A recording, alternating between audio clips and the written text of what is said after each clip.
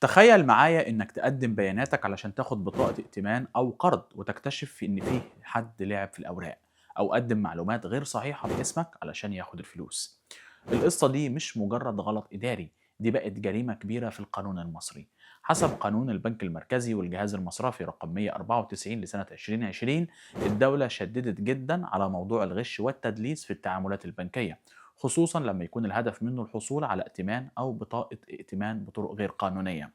القانون واضح وصريح، أي شخص يقدم بيانات مزيفة أو يخفي معلومات مهمة في أوراقه أو مستنداته علشان يسهل على نفسه الحصول على قرض أو بطاقة، هنا بيدخل في نطاق الجريمة. والعقوبة مش بسيطة خالص، ممكن توصل لحبس وغرامة مالية بتبدأ من 500 ألف جنيه وبتوصل لمليون جنيه أو واحدة من العقوبتين.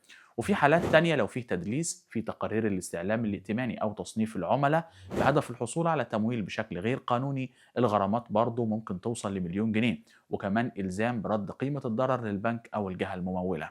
ودلوقتي قول لنا رأيك في قانون البنك المركزي.